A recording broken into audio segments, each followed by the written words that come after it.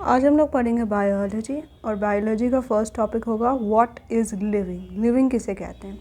ये वर्ड अपने आप में नॉन डिफाइंड होता है और 4 कैरेक्टर्स है जिससे आप एक ऑब्जेक्ट को लिविंग कह सकते हो। ठीक है। ग्रोथ मतलब नंबर ऑफ सेल्स जब बढ़ रहे होंगे, सेल मतलब कोशिकाएं जब बढ़ेंगी तो उसे लिविंग की कैटेगरी में डालेंगे। रिप्रोडक्शन मतलब अपने जैसे और भी ऑर्गेनिज्म को प्रोड्यूस करना। मेटाबॉलिज्म मतलब जो केमिकल रिएक्शन एक लिविंग चीज़ के अंदर होते हैं उसे मेटाबॉलिज्म कहते हैं। और sense of to stimuli, stimuli मतलब जो बाहरी चेंज है ना, उसके लिए हमारे अंदर जो रिस्पॉन्स होता है उसको हम लोग, जैसे कि एक गरम तवा है उस पर हमारा हाथ पड़ गया तो हमारा हाथ वहाँ से बहुत तेज़ी से हिल के वापस उस तवे से दूर जाता है, तो इसको सेंस टू मतलब इसे रिस्पॉन्स टू स्टिमुलाई कहते हैं। That is the ability to sense the changes in the environment. अब यहाँ पे 2 साइंटिस्ट का नाम हमें याद रखना है। पहला है मिलर और दूसरा है J.B.S. हाल्डेन। ठीक है। मिलर ने बताया था केमिकल कीमोसिंथेसिस से लाइफ का ओरिजिन हुआ था, मतलब केमिकल रिएक्शंस हुए और उन केमिकल रिएक्शंस के दौरान ही लाइफ का ओरिजिन हुआ। इसके बारे में एवोल्यूशन चैप्टर में हम लोग डिटेल में पढ़ेंगे। J.B.S. हाल्डेन ने बताया कि यही सेम चीज़ की एवोल्यूशन जो हुआ वो केमिकल रिएक्शंस के दौरान हुआ, तो दोनों का कहना एक ही था और मिलर ने इसका साइंटिफिक एक्सपेरिमेंट भी करके दिखाया था। एक प्लांट होता है टच मी नॉट, मतलब मिमोसा पेड्यूका, मतलब छुई मुई जिसे हिंदी में कहते हैं। उस पौधे में सिस्मोटिक मूवमेंट होता है जिससे अगर आप उस पौधे को छुएंगे तो वो मुरझा जाता है, फिर वापस से जब आप अपना हाथ हटा लेंगे तो वो पौधा वापस से खिल जाता है। अब हम लोग पढ़ेंगे क्लासिफिकेशन ऑफ ऑर्गेनिज्म। ऑर्गेनिज्म को 5 कैटेगरी में बांटा गया है। सबसे पहले हम लोग देखते हैं कि लिनिस्कस जो पहले साइंटिस्ट थे जिन्होंने प्लांट्स और एनिमल्स का 2 कैटेगरी में बांटा था और ये इन्होंने अपनी बुक सिस्टेमा नेचुरा में बताया था। इन्हें फादर ऑफ टैक्सोनॉमी भी कहते हैं। टैक्सोनॉमी मतलब किसी भी चीज़ का नोमेनक्लेचर कैसे कहते हैं, किसी भी ऑर्गेनिज्म का नाम कैसे लिखते हैं, इसको टैक्सोनॉमी कहते हैं। दूसरे साइंटिस्ट थे बेनेथ एंड हुकर जिन्होंने एक बुक लिखा था जेनेरा प्लांटेरा। ठीक है, ये 2 साइंटिस्ट का नाम समझ आ गया। अब तीसरे साइंटिस्ट जो हमें पढ़ना है वो है R.H. व्हिटेकर। R.H. व्हिटेकर ने 5 किंगडम क्लासिफिकेशन के बारे में बताया था 1969 में। ठीक है, और ये 5 किंगडम्स जिसके बारे में बताया गया था वो है मोनेरा, प्रोटिस्टा, फंजाई, प्लांटे और एनिमिलिया। अब हम लोग पढ़ेंगे मोनेरा किंगडम के बारे में। किंगडम क्या होता है? जो सबसे बड़ा डिवीज़न होता है ना ऑर्गेनिज्म का, उसको किंगडम बोलते हैं। अब ये देखिए मोनेरा, जितने भी प्रोकैरियोटिक बैक्टीरिया हैं, प्रोकैरियोटिक मतलब क्या होता है? जिसमें सेल मेम्ब्रेन नहीं होगा, न्यूक्लियस मेम्ब्रेन नहीं होगा। जब हम लोग सेल चैप्टर पढ़ेंगे तो प्रोकैरियोटिक शब्द को और डिटेल में समझेंगे। उन्हें मोनेरा के अंदर रखते हैं। वो लोग सिंपल तो होते हैं देखने में, पर उनका जो फंक्शन होता है वो बहुत ही ज़्यादा कॉम्प्लेक्स होता है। ठीक है, ये फोटोसिंथेटिक ऑटोट्रॉप मतलब कि सूर्य की रोशनी से अपना खाना बनाने वाले, या कीमोसिंथेटिक ऑटोट्रॉप मतलब केमिकल्स के थ्रू अपना खाना बनाने वाले।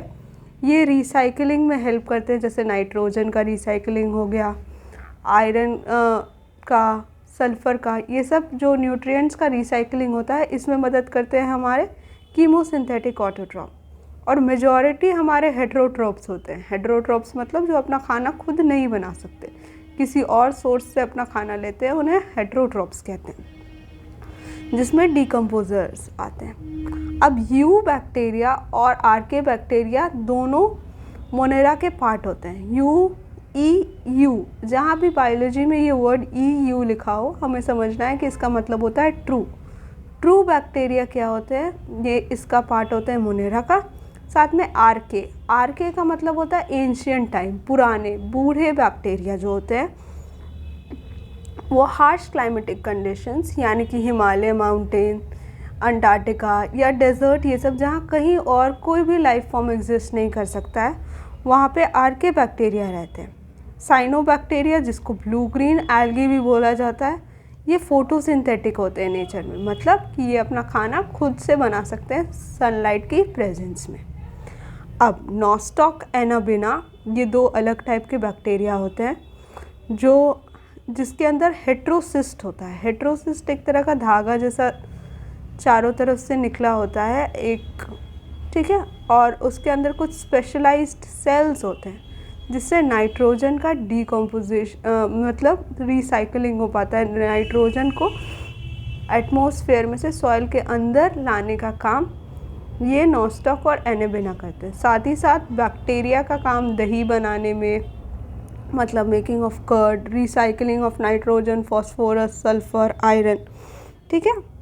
अब एक बैक्टीरिया है, वो दो बैक्टीरिया में उसका डिवीज़न किस तरीके से होता है, उसका डिवीज़न फिजन के माध्यम से होता है, ठीक है। ये प्रोसेस का नाम होता है फिजन, जिससे एक बैक्टीरिया पहले लंबा होता है, फिर उसमें दो न्यूक्लियस बनते हैं और फिर वो बीच में से डिवाइड हो जाता है। इस प्रोसेस को फिजन बोलते हैं। माइकोप्लाज्मा सबसे छोटा माइक्रो ऑर्गेनिज्म है, ठीक है, और ये एनारोबिक है, मतलब बिना ऑक्सीजन के भी सरवाइव कर सकता है। तो अगर आपसे पूछा जाए कि इस विश्व का सबसे छोटा ऑर्गेनिज्म कौन है, तो वो है माइकोप्लाज्मा। ये एक इम्पॉर्टेंट क्वेश्चन है। प्लास्टिड्स क्या होता है, जैसे आप देख सकते हैं ये एक गोल सर्कुलर सा चीज़ मैंने ड्रॉ किया हुआ है, इसे प्लास्टिड बोलते हैं। ये एक स्मॉल सर्कुलर डबल स्ट्रैंडेड, मतलब दो स्ट्रैंड्स आप कह सकते हैं कि एक सिंगल सर्कल नहीं, दो सर्कल होते हैं। सेल्फ रेप्लिकेटिंग, मतलब खुद ही ये डिवाइड हो सकते हैं। एक्स्ट्रा क्रोमोसोमल होता है, इसके अंदर कुछ अपना एक्स्ट्रा क्रोमोसोम होता है, जिससे अब क्रोमोसोम क्या होता है, क्रोमोसोम के अंदर डीएनए होता है, डीएनए से जेनेटिक मटेरियल होता है, ठीक है। तो इसका खुद का कुछ जेनेटिक मटेरियल होता है जिससे ये एंटीबायोटिक रेजिस्टेंस में हेल्प करता है। इसके बारे में हम लोग बायोटेक्नोलॉजी वाले चैप्टर में और डिटेल में पढ़ेंगे। इसके बाद है जो सेकेंड किंगडम हमें पढ़ना है, वो है प्रोटिस्टा।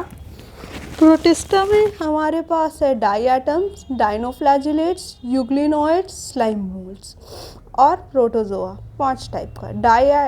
अब डाइनोफ्लैजिलेट्स है वो मरीन है, मतलब खारे पानी में रहता है, और साथ ही साथ फोटोसिंथेटिक है, मतलब कि वो अपना जो खाना है वो सूर्य की रोशनी से बनाता है। स्लाइम मोल्ड्स, एस से स्लाइम, एस से सैप्रोफिटिक। सैप्रोफिटिक वैसे ऑर्गेनिज्म है जो अपना खाना किसी मरे हुए या दूसरे लिविंग ऑर्गेनिज्म से लेते हैं, उसे सैप्रोफिटिक कहते हैं, ठीक है। अब प्रोटोजुआ जो है ना, उसका 4 सब डिवीज़न है, एमीबॉयड, फ्लैजिलेटेड, सीलिएटेड और स्पोरोजोआ। एमीबॉयड में अमीबा, ए, ठीक है। सीलिएटेड पैरामीशियम, पैरामीशियम को अगर आप देखेंगे ना तो उसके चारों तरफ छोटे छोटे धागे जैसे निकल होता है, जिसे सीलिया बोलते हैं, तो वो सीलिएटेड हो गया। फ्लैजिलेटेड मतलब एक फ्लैजिला, एक लंबा सा धागा होता है जिसका फ्लैजिला बोलते हैं, ये ट्रेपैनोसोमा में होता है, ठीक है, ट्रेपैनोसोमा में। और स्पोरोजोइड प्लाज्मोडियम, स्पोर्स के फॉर्म में जिसका रिप्रोडक्शन होता है ना, उसे स्पोरोजोइड बोलते हैं, और ये प्लाज्मोडियम में होता है। प्लाज्मोडियम से मलेरिया भी होता है, ठीक है। अब यूग्लिना जो हमने यहाँ पे देखा, यूग्लिनोइड, ये यूग्लिना हेट्रोट्रॉपिक प्लस ऑटोट्रॉपिक के बीच में एक कनेक्टिंग लिंक है, मतलब जब सूर्य की रोशनी होगी तो ये अपना खाना खुद बना लेंगी, जब सूर्य की रोशनी नहीं होगी तो ये कहीं और से अपना खाना का इंतज़ाम कर सकते हैं। अब इसके बाद हम लोग थर्ड कैटेगरी पढ़ेंगे जो है फंगाई, जो कि नॉन ग्रीन हेट्रोट्रॉपिक ऑर्गेनिज्म है। नॉन ग्रीन हेट्रोट्रॉपिक, ये डेड और डिके चीज़ों से अपना न्यूट्रिशन लेता है, ठीक है। इसमें एग्जांपल हो गया मशरूम जो हम लोग खाते हैं, टोस्ट। अब ईस्ट हो गया जिसको खाने में डालते हैं ब्रेड बनाने के लिए या बियर बनाने के लिए। ये एसेक्सुअल रिप्रोडक्शन, मतलब बिना अदर सेक्स के इन्वॉल्व किए हुए रिप्रोडक्शन, बडिंग के थ्रू अपना डिवीज़न करता है। जैसे ये एक तुम्हारा ईस्ट है, इसमें एक छोटा सा बर्ड निकला यहाँ पे, ये बर्ड कट के डिवाइड हो गया और फिर ये खुद एक नया ईस्ट में आगे चल के बन जाए। तो ये छोटा सा जो बर्ड निकला ये पूरा ईस्ट बनाता है, इसको एसेक्सुअल फॉर्म ऑफ बर्डिंग कहते हैं। एस्पैरेगस, म्यूकर और राइजोपस ये सारे एग्जाम्पल हैं। अब राइजोपस, ठीक है, ब्रेड मोल्ड होता है, राइजोपस ब्रेड मोल्ड। इसको याद करने का एक ट्रिक है, राम, RAM, RAM। अगर आप राम वर्ड याद कर लेते हो तो आपको फंगाई का सारा एग्जाम्पल याद हो जाता है। अब न्यूरोस्पोरा एक बायोकेमिकल और जेनेटिक मटेरियल को यूज़ की स्टडी के लिए यूज़ किया जाता है। एक होता है हाइफे, मतलब जो भी फंगाई होता है ना उसमें एक स्पेशल कैरेक्टरिस्टिक्स होता है जिसका नाम होता है हाइफे, जो ईस्ट में नहीं होता है। और इस हाइफे का ईस्ट में अलग अलग ज़रूरत होता है, ठीक है। अब देखो, लाइकन और माइकोराइजा